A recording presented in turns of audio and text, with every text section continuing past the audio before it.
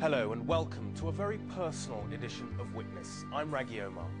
I was born in Somalia, and despite living in London for almost 30 years, it's still my spiritual home. But the civil war that has raged there for decades has forced hundreds of thousands to flee, and many, like me, have ended up in London. There have been amazing success stories to be sure, but one dark side to the story that we cannot continue to ignore is what's happening to young Somali boys. Many are being murdered, and often they're being killed by other young Somali boys.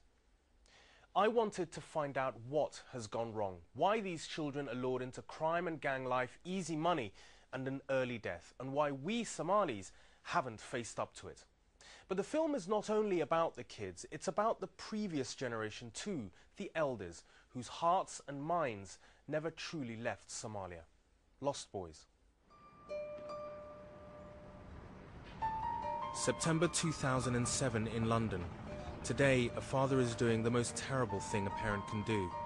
He's burying his son.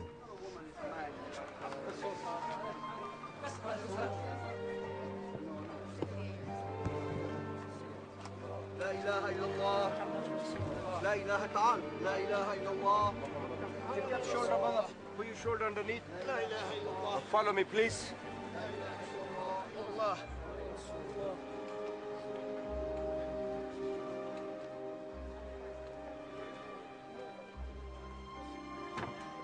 Mind the hand. Push, please, brother. Okay, that's okay. Leave it with me. Jazakallah khair. That's okay. That's okay.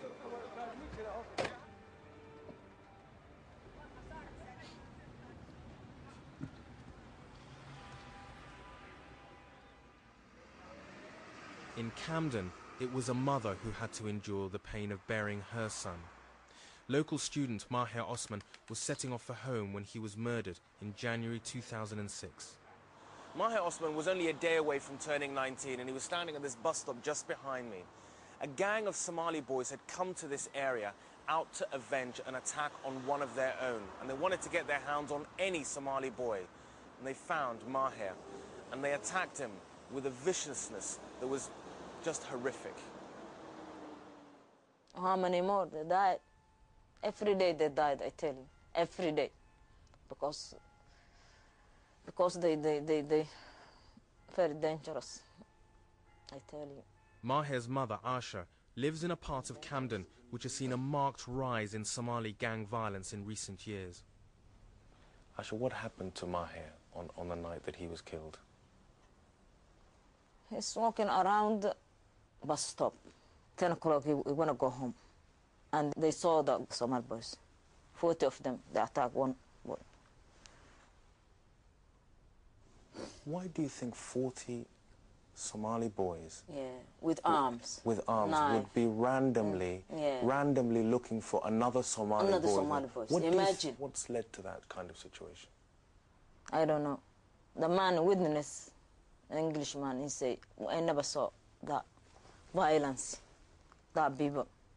And still they kick him, and he's coming and he's holding him until ambulance coming. He say, I can't do nothing because too much pain. They haven't got Somali culture, they haven't got English culture. They don't know what they're doing. Really, they don't know. They're lost generation.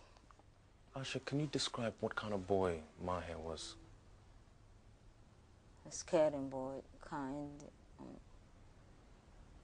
I love him very much.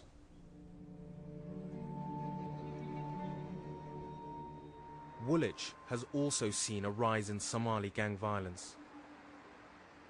One evening in this part of Woolwich, some Somali boys were on their way to meet other young kids who were going to a wedding. But it ended in tragedy, and one of the boys never made it. He was shot and killed, and he was murdered by another Somali boy. That's okay. That's okay. The victim was 20-year-old student Abdullah Jama, and I've been invited to attend his funeral. Talking with mourners here, I repeatedly heard people ask, how could this happen within our community? It was like a taboo had been broken. There was a feeling of shame at how our social fabric was breaking down.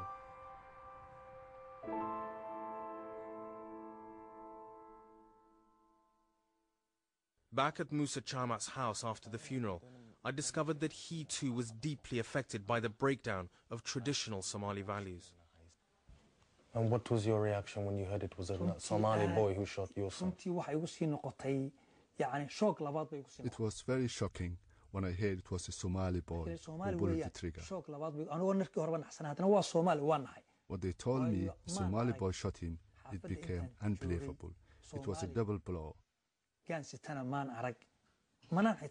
Since I came to this area, I have never heard of a Somali boy shooting a gun. I couldn't believe it. So what kind of justice do you want for Abdullah? waxaan filayaa justice inaan arko kabiritan in lagu qaado. I want him to be judged by the British justice system. A fair and just system to punish the boy who killed my son Abdullah. I mean, I've spoken to young Somali boys who gone through jail or have relatives who have. It just hardens them even more. It makes them I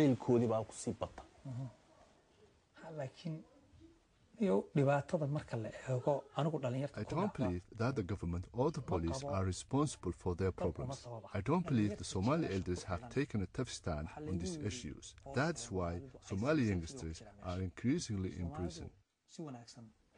Also, you're going through the most terrible experience that any parent could go through, having to bury their child. What are you thinking of when you remember Abdullah? When I remember, I cry, because he was my beloved son. I love it and admire. It's a difficult period and very hard to bear. Brother Raghi Umar will be here with us for the next half an hour. Ramadan Mubarak to everybody, and it's really nice to be on the radio program. I live here as a British Somali Muslim. Up until now, this crisis of our young men has been shrouded in silence. I felt compelled to go public about this issue, and an invitation to talk on the radio during Ramadan was the perfect opportunity. To say, well, what can we do about it? What are the solutions? Lines are buzzing. Salam, brother. What's your name and where are you calling from? My name's Moleed and I'm calling from West Dean in London. Okay. Hi, Moleed. I mean, the thing is, there's loads of young Somali kids out and about in where I live, in Starfall. All they got is gang on each other. They just keep banging on each other. Do you think the whole gang thing, Moleed, with Somalis is exaggerated, or do you think it is the reality? It's the reality. There's no point pretending about it. Can you describe for me, I mean, what that reality is like? So all you see is young Somali boys driving nice cars, doing this, doing that, and other people are looking at them and saying, where are they getting these things from? Can I ask you, do you think it's the drugs and the crime that's actually driving all of this gang fight? I don't know what it is, whether it's drugs or anything, but there's something that is out there. If you want us to come down, Raggy, then come and have a look and see what's going on. I'll be more than... Okay, I'll get your number. I'll do that. Because I think it's important to remember that the vast majority of Somalis came over to the UK following a civil war. And I think we have got high unemployment, a lack of education, and a family in a breakdown. Go on. So, brother, what I want to say is this, yeah? What we're lacking as a community, we don't know what integration means. Okay, excellent point to stop you there, actually. In the last few years, Somalis have been at the heart of some of the most high-profile murder cases in all of the United Kingdom. There's the case of Mustafa Jama, who's been accused and convicted of the murder of a policewoman, Sharon Beshanovsky. There's the case of Yasin Omar, who's convicted of being involved in the failed London bombings of July the 21st, 2005. And there's also so many cases of Somali-on-Somali violence and murders as well. In the first 6 months of 2007, over 300 violent crimes were committed by Somalis in London alone, the vast majority of them by young men increasingly prepared to kill. In Woolwich, the community is waking up to this generational crisis in our midst. There is a huge gap between the kids and the elderly family.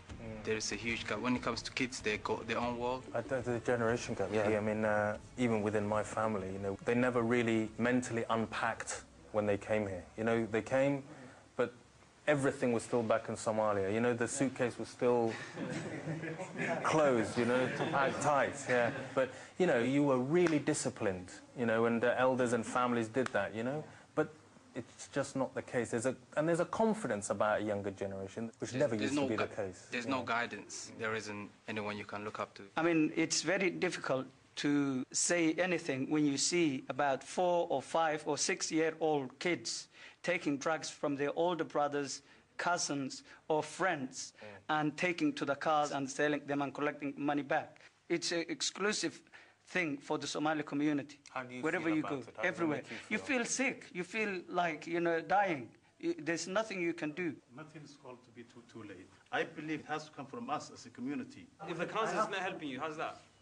How are you going to do something, man? It's part of us. Well, that's what I'm saying. But if we can't talk about our problems, especially those that affect young boys, we're going to be faced with a lost generation. The latest casualty for this lost generation was 22-year-old Yasin Abdurrahman, another student. He had been stabbed on the streets of Southall and lay in a coma for a week.